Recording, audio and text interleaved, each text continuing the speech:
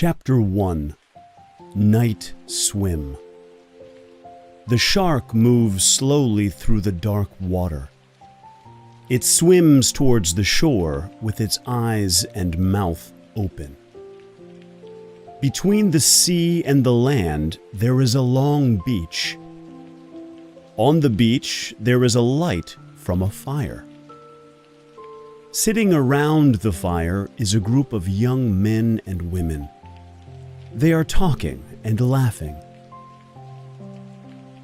One young man is playing a guitar and singing. Others are holding hands or kissing. One young man looks over the fire at a young woman. She is beautiful. Her hair is long and blonde. She looks at the young man too and smiles. The man gets up and walks over to the woman. He sits down and they begin to talk. The man is drinking beer and the woman is drinking whiskey with cola. It is late in the night and they are both quite drunk. After some time talking and laughing, the woman puts her lips very close to his ear and whispers, "Do you want to go for a swim?" "First one to the water wins," the man says. She gets up quickly and begins to run across the sand towards the sea. The man gets up more slowly. His head feels strange.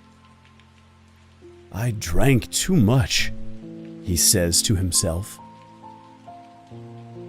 The woman is far ahead of him now and running towards the water. The man tries to run after her, but he trips and falls in the sand. "Wait for me!" he shouts, but the woman does not hear him. As the woman runs, she begins to take off her clothes. First her shoes, one at a time. Then she lifts up her shirt and throws it onto the sand. She is topless now, her breasts moving up and down as she runs. She stops quickly to take off her shorts, and now, completely nude, she steps into the water. The man trips again and lies on the cool sand. He is not able to get up now. His head is spinning around and around, and his shirt is covering his face. "Wait for me," he tries to say. Then he falls asleep. His snoring is very loud. The water comes up around her feet. It is a warm June night, but the water feels cold. The woman calls back to the man, "Come and have a swim with me." But there is no answer from him. She runs into the sea, and soon the water is up to her shoulders. She begins to swim. She is not a strong swimmer, and her arms and legs are erratic in the water.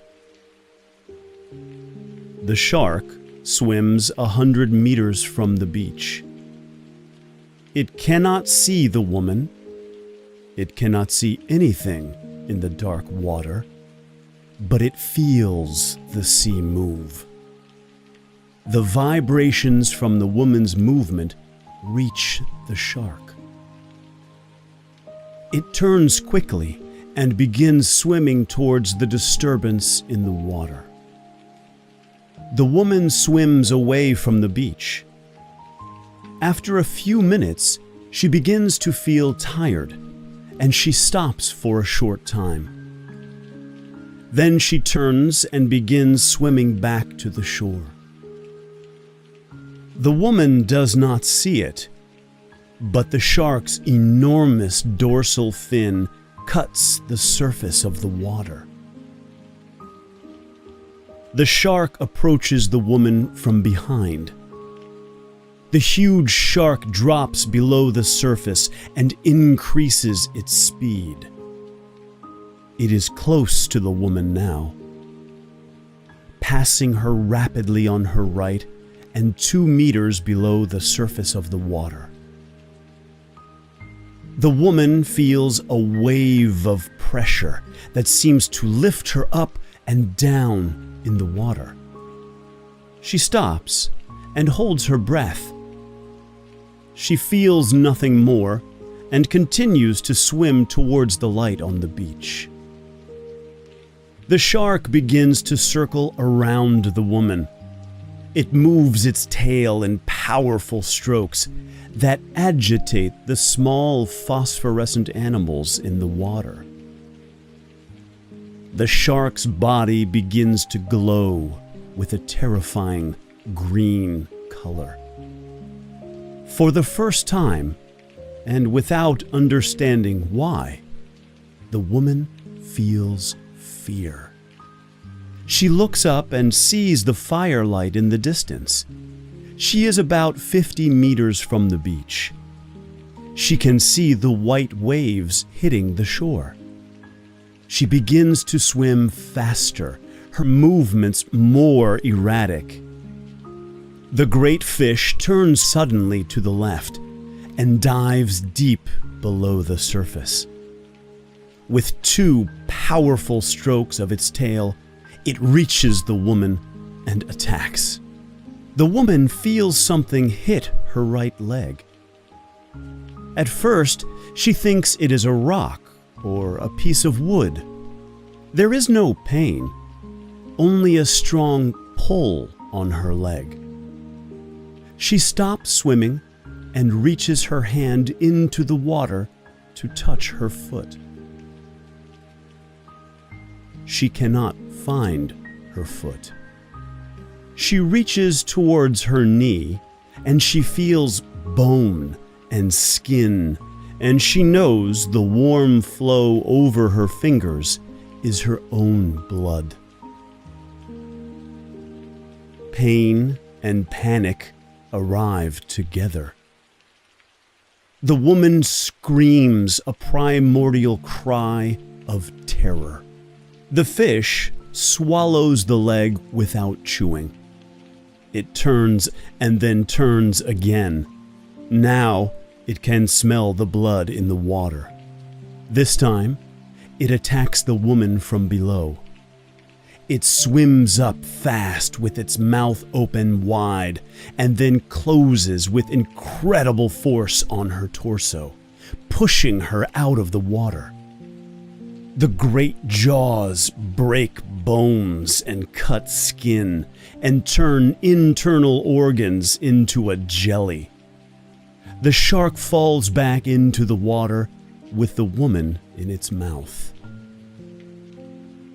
There is a fountain of white water and red blood as the shark disappears below the surface.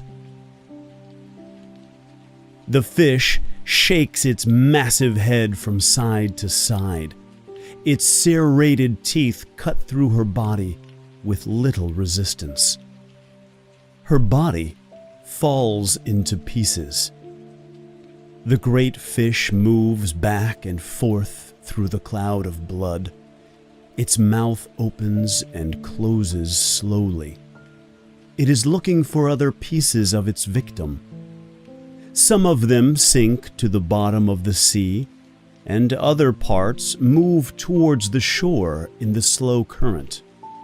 A short time later, it begins swimming away from the shore, satisfied with its meal. The man opens his eyes. It is dark, and he feels cold. He stands up and begins to dress. It is then he sees the woman's shoes and clothes on the beach. He picks up the shoes, shirt, and shorts and begins walking back towards the fire. But she is not there. No one is there. As his head clears, he begins to feel the first sensations of worry. Chapter 2. Body on the Beach. Mr. Brody, this is Hendricks. We've got a problem. We received a call from a house on Old Mill Road a few minutes ago. A girl went out on the beach there last night, and she didn't come back. What time is it? Brody asks. 5:30. Sorry.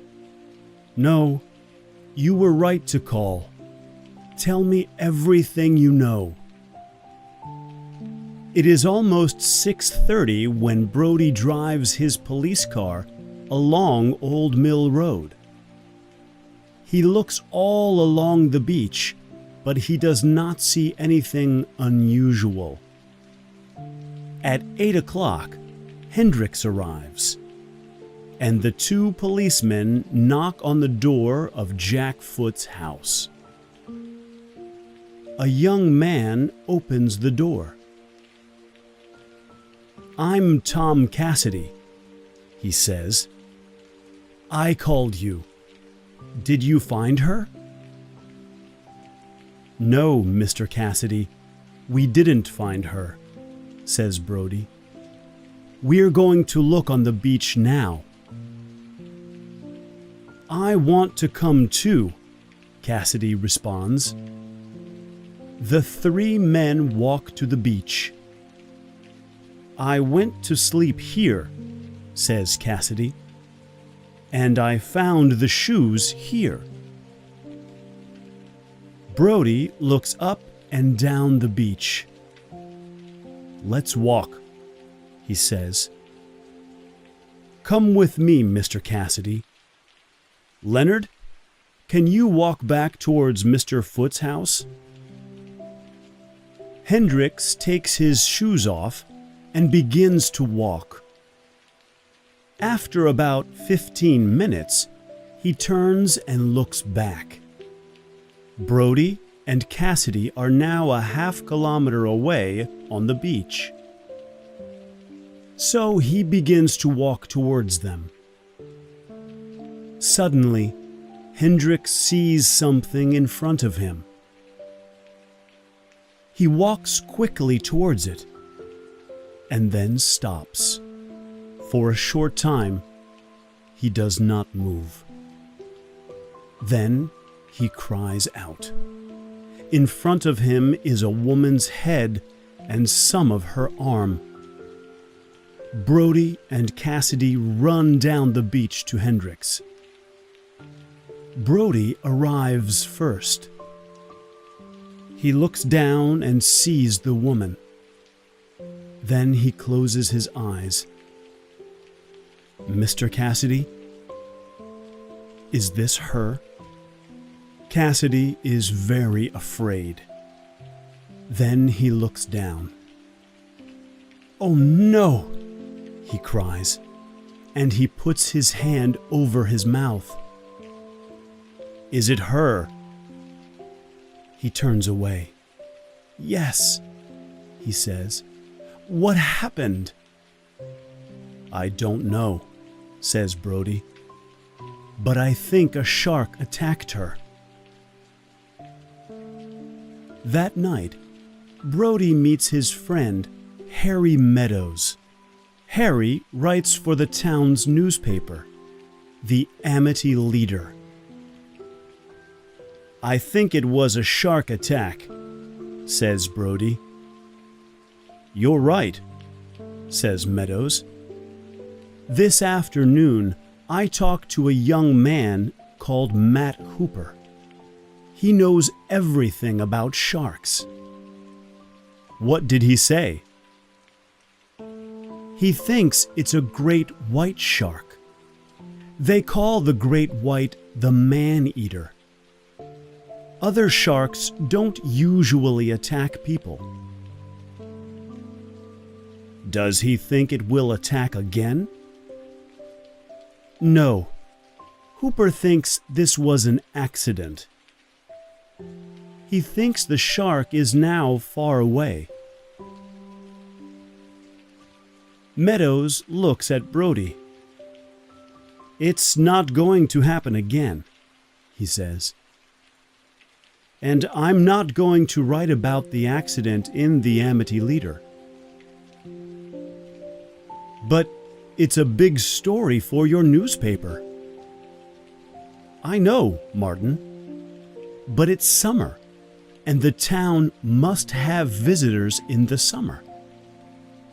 People are afraid of sharks." "That's true, Harry," says Brody. "But I want to close the beaches for 1 or 2 days, and I want you to write the story." Meadows sits back in his chair. "I can't do that, Harry," he says. "My bosses don't want me to, and I don't want to lose my job." 10 minutes later, Lawrence P. Vaughn comes into Brody's office. Larry Vaughn is an old friend of Brody's. He buys and sells houses and makes a lot of money. He is one of the most important people in the town. Vaughn sits down. "Please, don't close the beaches," he says. "It will soon be the 4th of July. That's our best weekend every summer." "I don't want any more shark attacks," says Brody. "There won't be any more shark attacks. But people will read about sharks in Amity, and they won't come here." Brody looks at his old friend. He likes Larry, but he does not see him much these days. "Okay," he says. "I don't like it, but I won't close the beaches." Vaughn smiles for the first time. "Thanks, Martin," he says. Brody arrives home 2 or 3 minutes before 5. His wife, Ellen, is in the living room. "Hello," she says. "What's wrong? Did something happen today?" He goes and sits next to her. "A shark killed a girl near Old Mill Beach." She looks at him. "What are you going to do?" "Nothing. Larry Vaughn doesn't want me to do anything. He wants the beaches to stay open." Chapter 3. No Time to Cry. The next few days are hot, and summer visitors from New York begin arriving in Amity. Sunday is the 20th of June. By 12 in the afternoon, there are many people at Old Mill Beach. Children play near the water. A boy of 6 walks up the beach. He sits down next to his mother. "Can I go swimming?" he asks. His mother turns to look at him. "No, it's too cold." "Can I go out on my raft?" "I won't go far. And I won't go swimming. I'll just sit on my raft." His mother sits up. She looks up and down the beach. 50 meters away, a man stands in the water. He has a child on his back. Yes, but don't go too far out. And don't swim. Okay, he says. He pulls the little raft out into the water and climbs onto it. The boy sits on his raft and looks back towards the beach. He puts his feet into the water and kicks towards the shore. The shark swims under the water. It is 60 meters from the shore. It sees nothing, but it feels the sea move. It knows there is something near and begins to swim up towards the surface. It moves slowly first, then faster. The boy stops, and the shark swims below him. Then it turns again. The shark swims up fast, its mouth open. The boy cannot cry out. He has no time. The shark's head hits the raft and pushes it out of the water. Nearly half of the fish, with the boy and most of the raft in its mouth, come above the surface. Its jaws close together and cut off the boy's legs. They drop slowly down into the water. On the beach, the man with the child turns to his son and points at the sea. "Did you see that?" "What, Daddy?" His child looks up at him. "Out there, a shark or something. Something very big." The boy's mother opens her eyes. She looks over at the man and sees him point at the water. People are running away from the sea. She sits up. Suddenly, she remembers. "Alex," she says. The phone rings. Brody gets up from his lunch and answers it. When he comes back, he looks afraid and angry. "What is it?" asks Ellen. "A shark attack. On a child." "Oh no. And you didn't close the beaches." She stops. "Yes, I know," he says. "I didn't do my job." 20 minutes later, Brody arrives at the police station. The boy's mother is in the office. "I'm sorry," says Brody. The woman begins to cry. Suddenly, the door opens and Hendricks runs into the room. "Shark attack!" he cries. "We know, Leonard," says Brody. "This is the boy's mother." "Boy?" asks Hendricks. "What boy? This was a man, an old man, 5 minutes ago."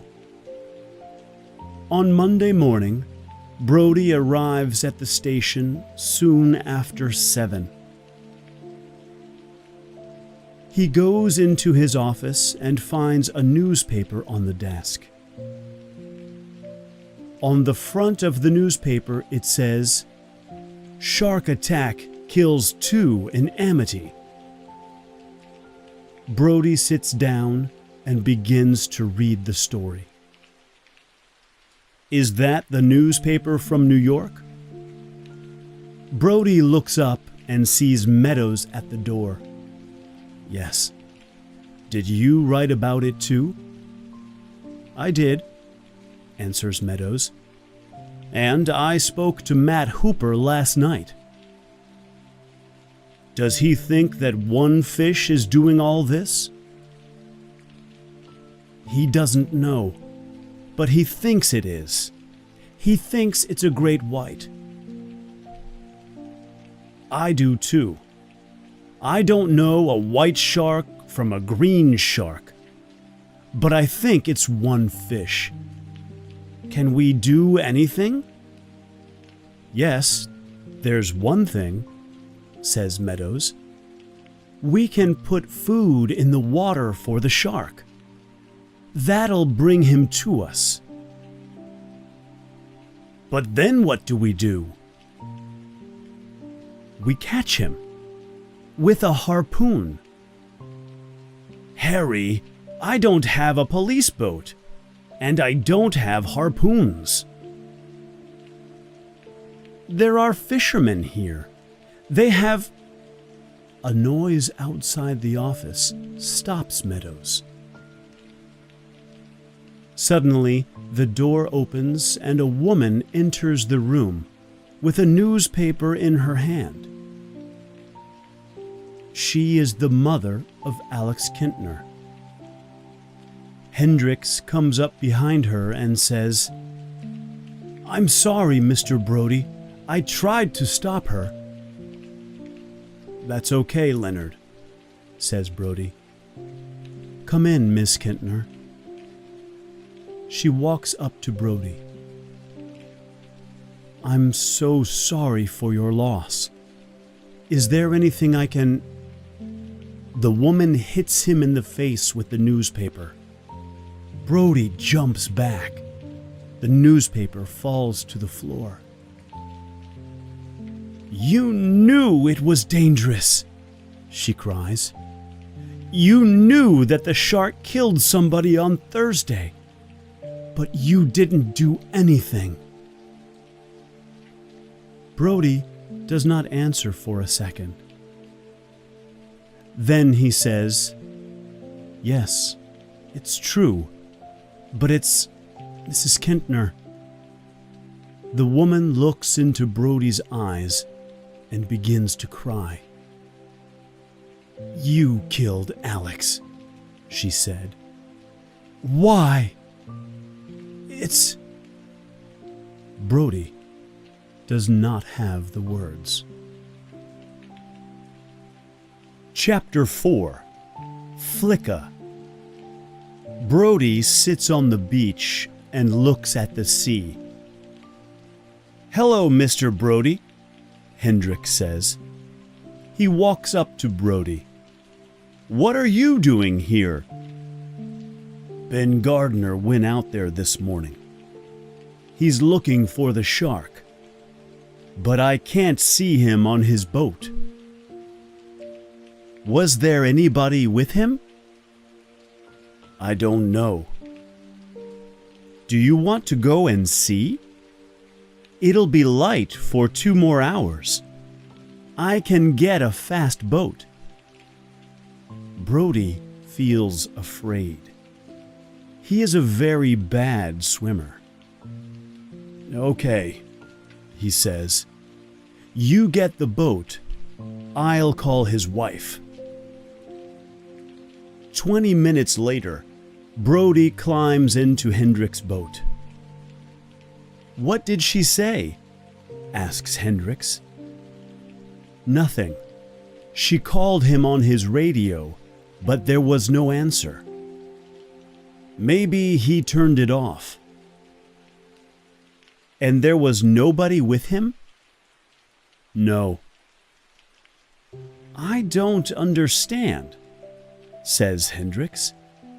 "Why did he turn his radio off?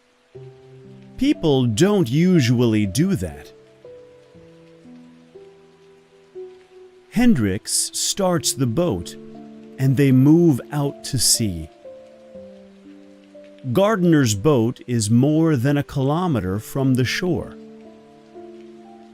As they get nearer, Brody reads its name, Flicka.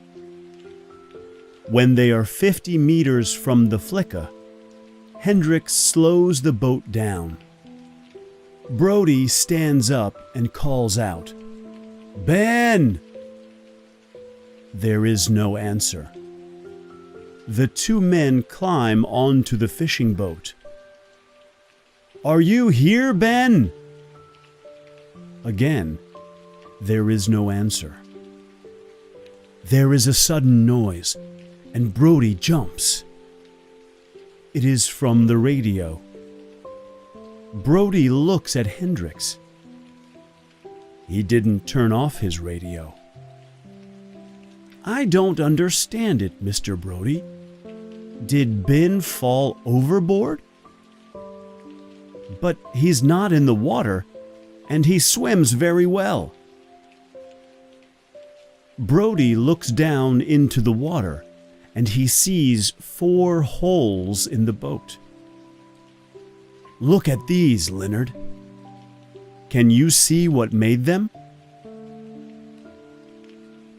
Hendricks goes down into the sea and looks at the holes. After a few seconds, he looks up and says, "Do you have a knife?" Brody gives Hendricks a knife. "What can you see?" he asks. "I don't know. Something white in one of the holes." Hendricks puts his head back down into the water. After a short time, he comes up and says, "Okay, I've got it." Brody helps Hendricks back onto the boat, and Hendricks drops something big and white into Brody's hand. "It's a tooth," says Hendricks. "Oh no! Do you think the shark got Ben?" Brody does not answer. He looks at the tooth again. Then he puts it in his bag. "We can't do anything here now," he says. It is nearly dark when they get back. Harry Meadows meets them. He has a young man with him. "This is Matt Hooper, Martin. What did you find out there?" Brody tells them about the boat. Then he takes out the tooth and hands it to Hooper. "What is it, Matt?" asks Meadows. Hooper looks at the tooth. "It's from a very big great white shark." "What do you think happened?" "I think this fish killed Mr. Gardner." "How?" says Brody. "Maybe he fell overboard. Maybe the fish pulled him over." "What about the tooth in the boat?" "The fish attacked the boat." "What for?" "Sharks are not very clever, Mr. Brody. They try to eat everything." "But a boat?" "A shark doesn't think. To him, it wasn't a boat. It was something big in the water. Remember that sharks are afraid of nothing in the sea. They attack anything."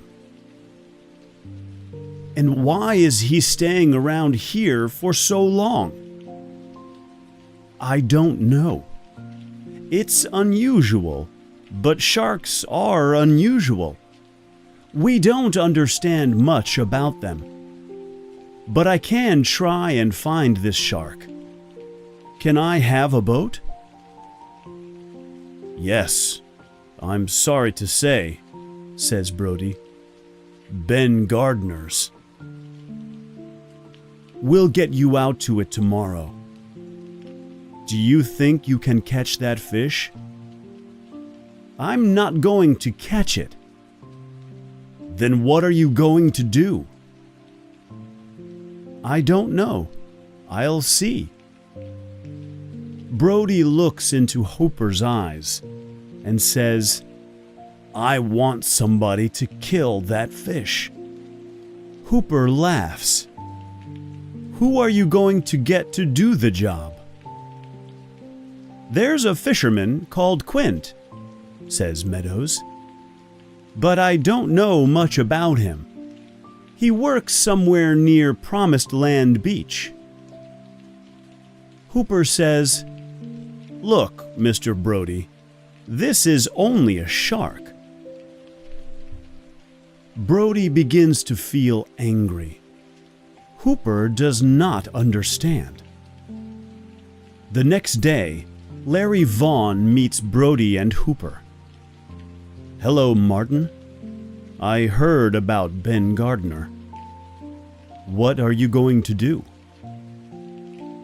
"We closed the beaches down." "I know that. Nobody is coming to Amity now." "So what do you want me to do?" says Brody.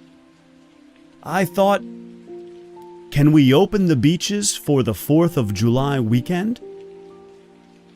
"No, we cannot." "Now listen." "No, you listen, Larry. I listened to you before, and 2 people died. We're going to catch that fish. Then we'll open the beaches." "But this town is dying." "I know, Larry," says Brody. "But we can do nothing about it." Chapter 5. Shark. The next weekend, Amity is very quiet. The beaches do not open. Hooper goes up and down the shore in Ben Gardner's boat. "I don't think that shark is here," he tells Brody on Sunday night.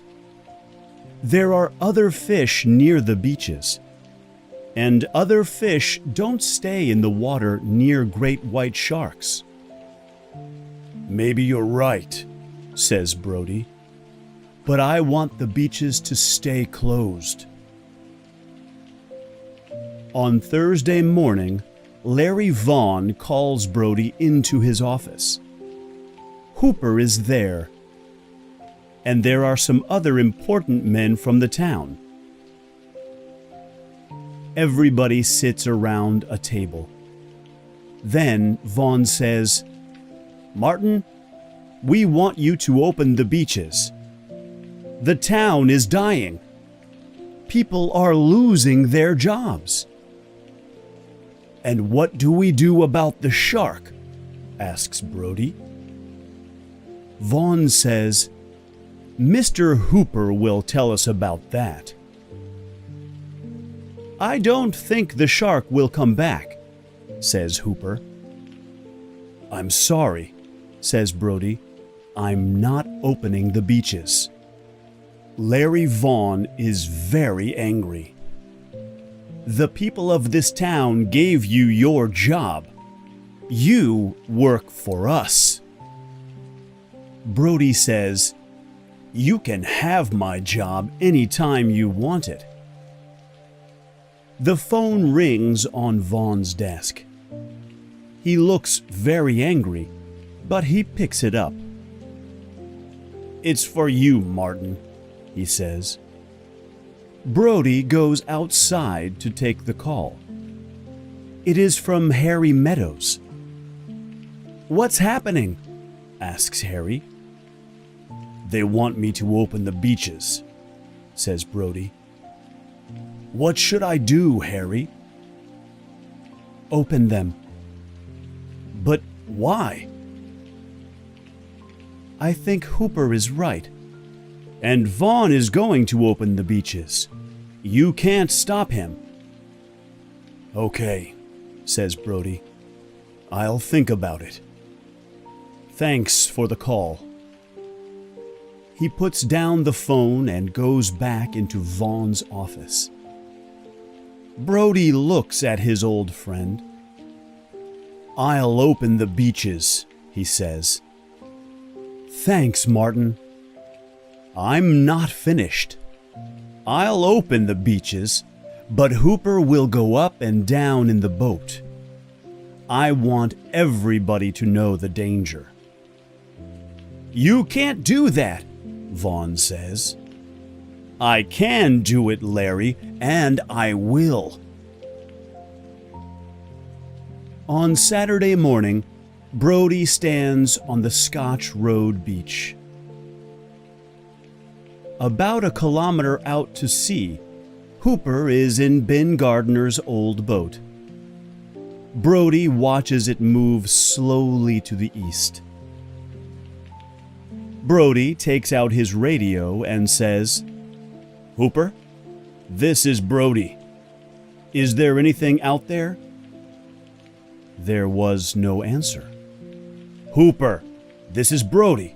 Can you hear me? A short time later, Hooper answers, Sorry, he says. I thought I saw something. The light is very strong out here. It is a sunny day. Most of the people on the beach are young. Nobody is in the sea. A man and a woman come over to Brody. They are very fat. Behind them are two fat children. Can I help you? Brody asks. Is this the beach with the shark? Asks the man. I saw it on TV. There was a shark here, says Brody, but it isn't here now. And with any luck, it won't come back. The family goes away. They are not happy. Brody looks at his watch. It is 12:15. By 2:30, there are not many people on the beach. Brody walks down towards the water. A boy walks past. What are you doing? Brody asks the boy. I'm going swimming. Don't stay in the water too long. I won't. The boy runs into the water and begins to swim. Brody watches him swim out 100 meters. Suddenly, the flicker begins to move faster. Brody puts his radio to his mouth and says, Can you see something, Hooper? The boat slows and then stops. Another of Brody's policemen hears him speak. What's happening? He asks. I don't know, says Brody. Again, he says into the radio, Can you see anything, Hooper? Yes, I can see something, Hooper answers. What is it? I don't know. Maybe my eyes are tired. There's a boy swimming out there, says Brody. Where? Asks Hooper. About 50 meters out. I'll tell him to come in. Brody turns the radio off. Then he puts his hands to his mouth and calls out, Come in! The boy does not hear him. Brody turns on the radio. Hooper, he can't hear me. Can you tell him to come in? Okay, says Hooper. I'll be there in a minute. The boat moves towards the boy. Below the water, the shark feels something move in the sea. It turns and follows the boat. The boy stops swimming. He looks back to the shore. Brody calls out again, Come in! Now the boy hears him, and he begins to swim for the shore. Hooper, in the flicker, follows the boy. The boy looks back. What's wrong? He says. Nothing, says Hooper. Go back to the beach. The boy swims for 20 meters and then stands up in the water. He begins to walk towards the shore. Suddenly, Hooper cries out, Shark! Get the boy out, quick! The boy hears Hooper and tries to run. He falls into the water. Brody runs into the water, but the sea pushes him back. The boy moves fast now. He does not see the shark behind him. "Quick," says Brody. He runs into the water and pulls the boy out. The shark goes under again and swims away from the shore. The boy lays on the beach. "Are you okay?" Brody asks. "I want to go home," says the boy. A man from the TV runs up to Brody and the boy. "Can you do that again?" he says. "We didn't get very good pictures." Brody is very angry. "Go away," he says. "Everybody, go home. I want nobody to go near the water. This beach is closed." Chapter 6. Quint. "What do you think, Harry?" asks Brody. "Can this man Quint help us?" "We can try him," says Meadows. "We don't have anything to lose." "I don't think he can help," says Hooper. "Do you have a better plan?" asks Brody. When Hooper does not answer, Brody picks up a phone book. Here it is. There's only one Quint, and he doesn't have a first name. Brody calls the number. "Mr. Quint, this is Martin Brody from Amity Police. We have a problem." "I know." "The shark was here again today." "Did it kill anybody?" "No, but it nearly took a boy." "It's a big fish. It eats a lot of food." "Can you help us?" asks Brody. "This fish is killing people." "I'll try to kill it for you," says Quint. "But it'll be $400 a day."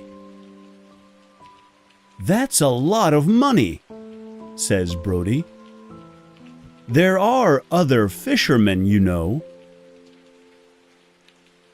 Quint laughs.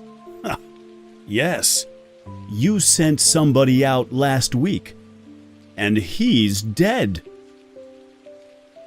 "Can you start tomorrow?" "I need 2 men to help me." Brody does not want to help. He does not want to go in a boat again. But he says, "I'll be there." Quint laughs again. "Can you swim?" "Yes. Why?" "People sometimes fall overboard, and I want a second man." Brody turns to Hooper. "Do you want to come?" "Yes," says Hooper. "I want to see that fish." Chapter 7. Meat in the Water. They leave at 6 in the morning. It is a very hot day, and they sit out in the sun. Hooper sleeps in a chair with a hat over his face. Brody drops food for the shark into the water. Quint sits next to a fishing line and watches the sea. Suddenly, Quint says, "We've got a visitor." The 3 men stand up. "Help me pull the line in," says Quint. They pull the line out of the water. There is nothing on it. "I think that was your friend," says Quint. "He broke our line." "What do we do now?" says Brody. "We wait. Maybe he'll take the other line." They wait. Nothing moves on the surface of the water. Then, something pulls the second line. The line stops moving. "He did it again," says Quint. "We'll try a stronger line." Quint drops a thicker line into the water. "Come on," he cries. "I want to see you." "Will he break this line too?" asks Brody. "Yes, I think so," says Quint. "We can't stop him. I'm trying to bring him to the surface." The three men watch the line for a time. Brody moves towards the back of the boat and drops more meat into the water. Suddenly, he sees something to his left. The head of the shark is above the surface. It is 3 meters behind the boat and a meter out of the water. It is a massive creature. Brody turns to Quint and says, "You're going to need a bigger boat." Quint and Hooper look at Brody and then look in the water behind the boat. The shark is there at the surface. The 3 men see its 2 black eyes and its half-open mouth. And they see its teeth. "Get a harpoon!" cries Quint. Brody moves quickly to get the harpoon. At the same time, the shark goes back under the water. "What a fish!" cries Hooper. "His head was 2 meters across. How big was he?" "It's hard to say," says Quint. "Maybe 8 meters, maybe more." "I hope he comes back," says Hooper. "Did he smile at us?" asks Brody. "No, his mouth was open," says Quint. "Remember, he's only a fish." "What do we do now?" asks Brody. "Do we drop in more fish food for him?" "No," says Quint. "We got him to the surface once. He'll be back." Suddenly, a noise in the water makes Hooper turn. "Look," says Quint. The shark is 10 meters from the boat, coming straight towards it. "It's attacking the boat!" cries Brody. "Hand me the harpoon," says Quint. The shark comes very near. It looks at Hooper with one of its black eyes. Then it swims past below the boat. Quint picks up the harpoon. "Behind you!" cries Hooper. "He went under the boat!" Quint turns and points the harpoon. The shark moves away from the boat and begins to swim down. Quint sits down and laughs. "That was lucky," he says. "He didn't attack the boat." He looks at Brody. "Are you okay?" "I don't understand it," says Brody. He thought about the young woman, Chrissy, And the boy, Alex Kintner, that thing isn't a fish. Hooper claps his hands together. There is a smile on his face. He is very happy. Did you see that? What a fish! It's beautiful. Do you think he'll come back? Asks Brody. I don't know, says Quint. You never know what a shark is going to do. They wait for 3 hours, but the fish doesn't come back. At 5 o'clock, Quint says, Let's finish for today. I don't like to be out in this boat at night. Brody smiles. Yes, my wife doesn't like me to work at night, he says. I don't have a wife, says Quint. Chapter 8. Black Eyes. You're not putting that thing on my boat, says Quint. The boat is ready to go. Quint has his back to it. In front of him, Brody and Hooper stand next to a big cage. The cage is over 2 meters tall and 2 meters across. Why not? Asks Hooper. It's too big, says Quint. What is it? It's a shark cage, says Hooper. I want to put it in the water and get into it. I want to take some pictures of that fish. No, says Quint, not on my boat. Why not? Because it's too dangerous. The fish will eat that cage for breakfast. I don't think he will, and I want those pictures. He says you can't, says Brody. Forget it. We're going out there to kill that fish. You can't stop me, says Hooper. Oh, yes, I can. The town of Amity is paying for this. Hooper says to Quint, I'll pay you. Quint smiles. How much?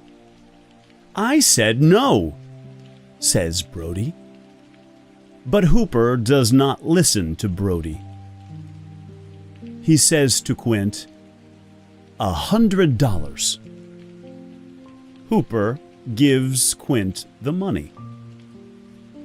Brody is very angry, but he does not want to lose more time. He says to Quint, Let's go. Quint takes the boat out into the sea. Brody sits next to him. Are we going back to the same place? He asks Quint. Yes, we'll be there soon. Will the fish be there? Who knows? But it's the only thing we can do. Sharks are not clever. Brody remembers the face of the shark. I don't know, he says. That fish was clever yesterday. No, he doesn't know what he's doing. Fish do different things sometimes, but I know everything they can do. Can you catch every fish? No, but not because they're clever. Sometimes they're not hungry, or you can give them the wrong fish food. Quint is quiet for a time. Then he speaks again. Once, he says, a shark nearly caught me. It was about 20 years ago. I had a blue shark on the line, and he pulled me overboard with him. What did you do? I came up fast. I was lucky. Quint slows the boat down. Suddenly, it is quiet. Okay, Hooper, he says. Start throwing the fish food overboard. By 10 o'clock, there is a light wind. The men sit and watch the sea. They say nothing. Hooper drops meat into the sea. Brody gets up to get a drink. Suddenly, Quint says, "There he is." Hooper jumps up and says, "Yes, there he is." "Where?" asks Brody. "There," says Quint, "behind you." Brody looks out to sea. The shark is 40 meters away. "What are we going to do?" "Nothing," says Quint. "We'll wait." "Hooper, drop more fish food in the sea. Let's bring him in here." Quint picks up a harpoon. The fish swims around the boat. Then it moves nearer. "Come here, fish," says Quint. "Come here." But the fish does not come nearer. "I don't understand," says Quint. "Throw some food into the water, and throw some bottles too." "Why bottles?" asks Brody. "Perhaps he'll swim towards them. We want him to come nearer." They throw things into the water. The shark moves nearer. 10 meters from the boat, it stops. Suddenly, its head comes up above the surface. "Fish!" Quint calls. "Come here. We've got something for you." For a short time, the shark watches them with its black eyes. Then its head goes back below the water. "Where did he go?" asks Brody. "I think he's coming now," says Quint. "Come on, fish," he says. "Come and get your dinner." He points the harpoon down at the water. Suddenly, the boat moves below them. The 3 men fall over. They get up and look overboard, but there is nothing there. "Where is he now?" says Brody. "I don't know," says Quint, "but he'll come back." "Let's put the cage overboard," says Hooper. "No," says Brody. "It might bring him out, and I want to go down in it," says Hooper. "What do you say, Quint?" "Okay," says Quint. "You paid for it." He puts down the harpoon, and he and Hooper push the cage overboard. The 3 men look into the water. "Do you think the fish will come up?" says Brody. "I think he'll come and look at the cage," says Hooper. But the shark does not come up. After 15 minutes, Hooper says, "I'm going down there. Maybe that'll bring him up." "Wait for the fish," says Quint. "He'll come up." "I don't want to wait 10 years for him, Quint. I don't think you understand this fish." Quint looks at Hooper. "Are you saying I don't know my job?" "No, but I think I can kill the fish." "Okay, go and do it then." Brody says, "We can't let him go down in that thing." But Quint does not listen. "Go on," he says to Hooper. "Get in the cage." Hooper gets into the cage and they drop it overboard. It stops 2 meters below the surface. Quint picks up the harpoon. "Will he be okay?" asks Brody.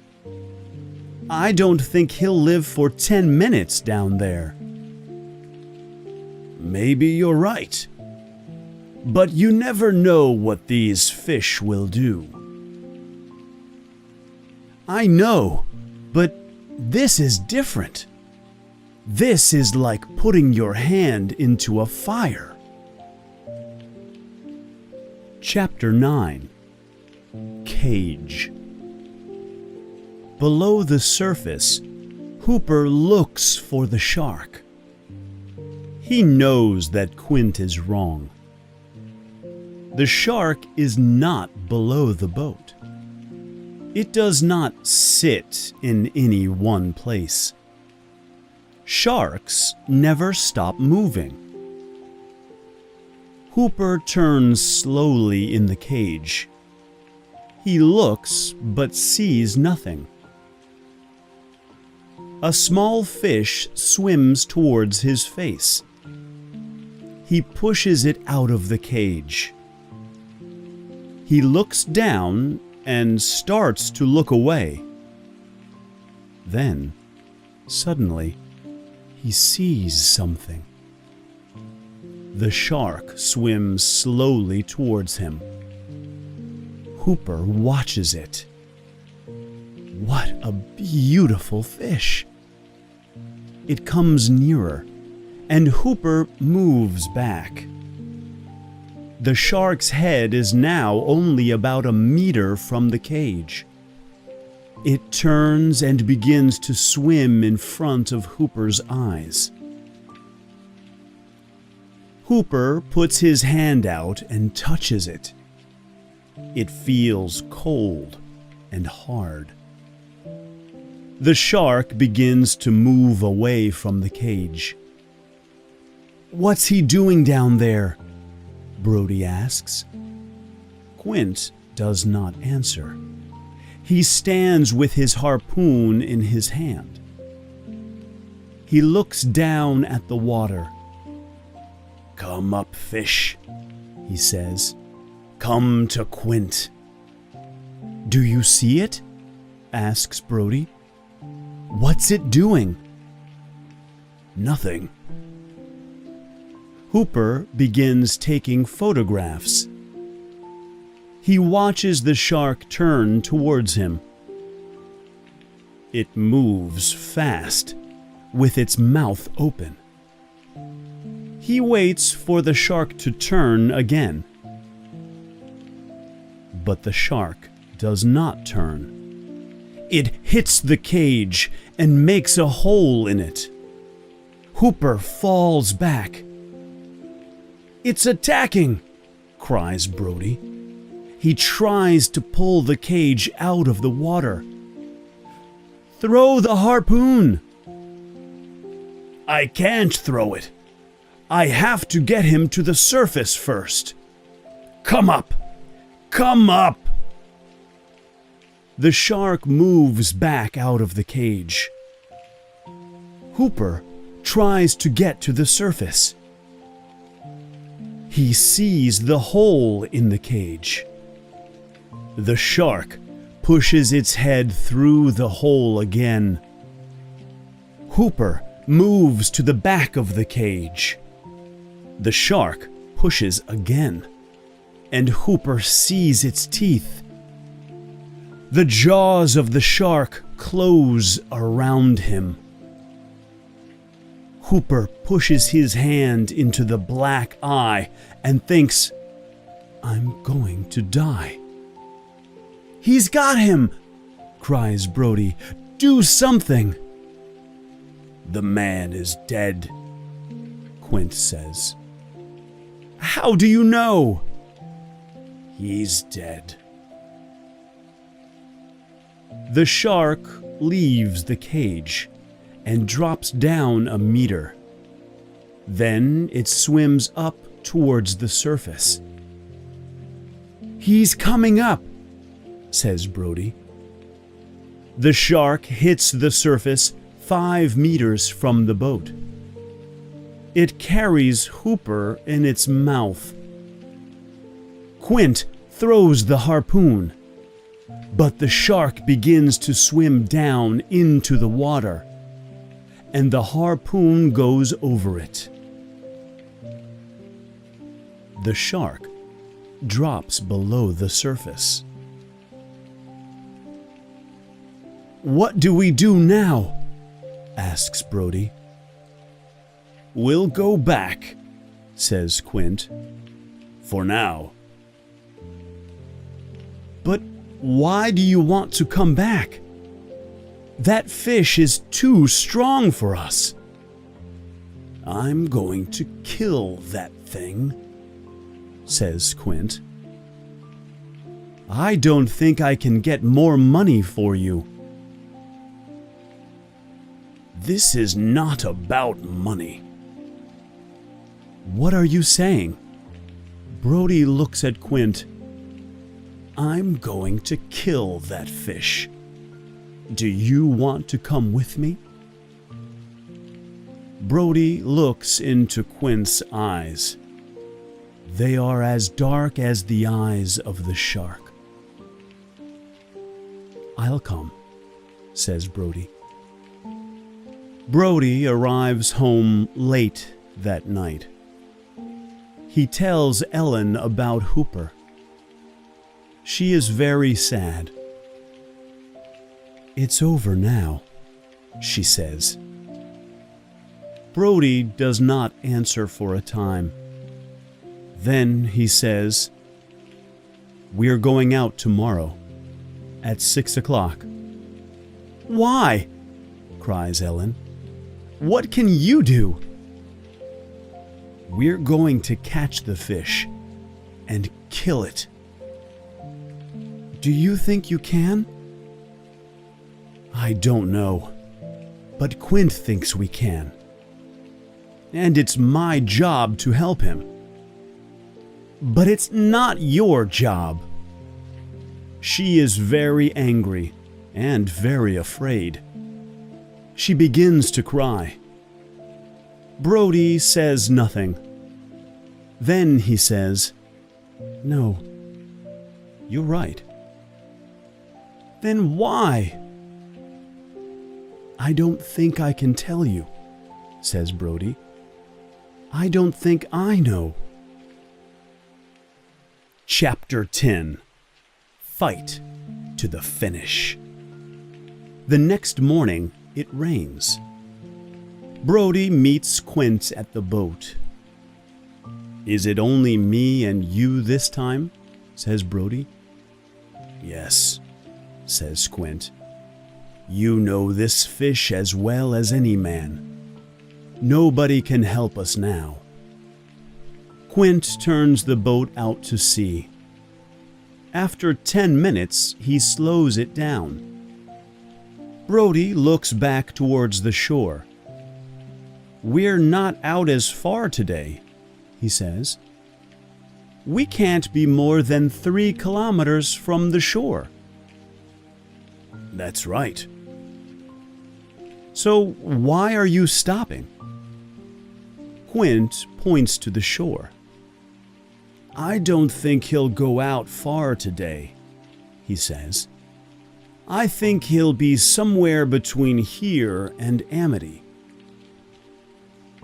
Quint stops the boat, and Brody begins dropping meat into the sea. Quint throws a line overboard. Then he puts a barrel on a harpoon line. "Okay," says Quint. "Now we wait." An hour goes by. Nothing happens. Brody stands up and looks overboard. Suddenly, he sees the head of the shark, with its black eyes and open jaws. It is less than 2 meters away. "Oh no!" Brody cries. "He's here!" Quint jumps up. The shark's head drops back into the water. A minute later, it hits the boat. The boat moves up and down. Then the shark goes under again, and the boat stops moving. "He waited for us!" cries Brody. "How did he—" "I don't know," says Quint. "We've got him now." "We've got him? Did you see what he did to the boat? He's got us, I say." The line moves, and there are noises from under the boat. Quint stands and picks up a harpoon gun. He'll be back soon. The boat moves again. Quint puts his head overboard and cries, "Come out from under there!" "What's he doing?" Brody asks. "He's making a hole in the boat. Look, the water's coming in." "Come out and I'll kill you!" The shark comes to the surface and begins to move towards the boat. "Come to me," says Quint. "Come to me." He stands and watches the shark. When it is a meter from the boat, he fires the gun. The harpoon hits the shark, and then the shark hits the boat hard. Quint falls back, and his head hits a chair. He jumps to his feet again and cries, "I got you!" The harpoon line goes overboard. It pulls the barrel into the water with it. "He took it down with him," says Brody. "Not for long," says Quint. "He'll be back. When he comes, we'll throw harpoons at him again and again and again, and then we'll have him." Quint watches the water. "Get another barrel," he says. "Bring it back here." Brody runs to the front of the boat and gets a barrel. He carries it over to Quint. "Here he comes," says Quint. He points down to the left. The barrel comes to the surface and moves in the water. Quint picks up a harpoon. "He's coming up!" The shark jumps out of the water. It is less than 3 meters from the boat. "I'll get you!" cries Quint, and he throws the second harpoon. The harpoon hits the shark, and it falls back into the sea. Water comes over the boat. The second line goes overboard. "We've got him," says Quint. The boat moves once, and then again. They hear the sound of something breaking. "Do you want to attack again?" Quint asks the shark. "You won't take any man with you." Quint starts the boat, and they begin moving away. "Is the boat okay?" says Brody. "He made a hole under us," says Quint, "but we'll be okay." "That's it then," Brody says happily. "The fish is dead."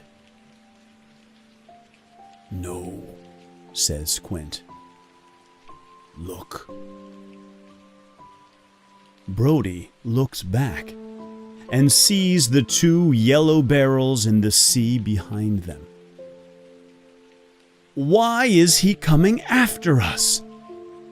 Does he think we're food? No. He wants to fight us. For the first time, Quint is afraid. Do sharks usually do this? No, says Quint. They sometimes attack the boat, but they stop after you hit them with a harpoon. But this one wants to fight. So, we'll fight him. Quint drives the boat faster. The barrels follow them. He slows the boat and picks up a third harpoon. Okay, he calls. Come and get it. The barrels move through the water. They are 40 meters away, then 30, then 20. Brody sees the shark swim past the boat below the water. It is 2 meters from the surface. He's here, he cries. The shark swims past the boat. After 40 meters, it turns. Its head comes out of the water and then drops back in. Here he comes, says Quint. The shark hits the boat, and Quint throws his harpoon. It hits the shark in the head, over the right eye. The line goes slowly overboard. I got him in the head, says Quint. But the barrels move on across the surface of the water. Then they go under.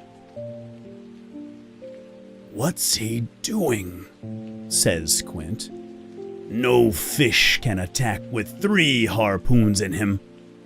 But he can't live for much longer, and we can wait. For 3 hours they wait. They watch the barrels move slowly across the surface of the sea. At 11 o'clock, the rain stops. Then for nearly an hour, the barrels do not move. What do you think? Says Brody. Is he dead? I don't think so. But perhaps we can pull him in with a strong line. They begin to pull him in. The shark is very heavy. The barrels do not move.